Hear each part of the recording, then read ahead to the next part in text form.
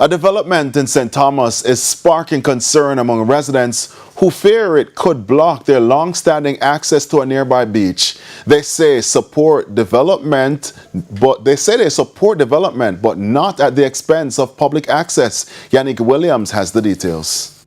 Where is the space for the community?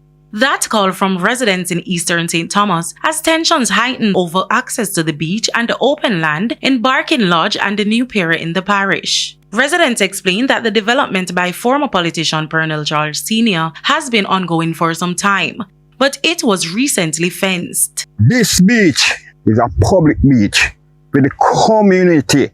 We have a lady in here, Miss Mimi, in all our youth them down the so. Down at the beach, cook, eat and drink and marry yourself till when it's a touch night, she carry them up. But this gate never lock or nothing never there, so it occupy for the community. Residents insist the issue is not about stopping development, but protecting what they consider a shared community resource. We are not against development, but my concern is they have so much land, they say.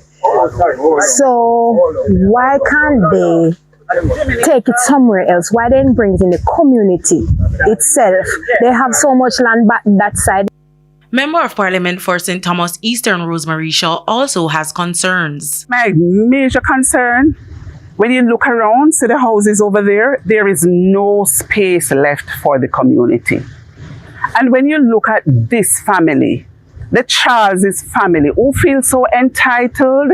Residents are now hoping discussions between the developer elected representatives and the government agencies will result in a solution that allows the housing project to continue while preserving access to the beach. The gate have to move from here, so. I will not stop demonstrate with the gate move from here, so. She don't have no right to make a gate just on a lock road. Residents say they remain hopeful that a compromise can be reached, ensuring the development moves forward without cutting off access to the beach that have served the community for generations. Yannick Williams, TVJ News.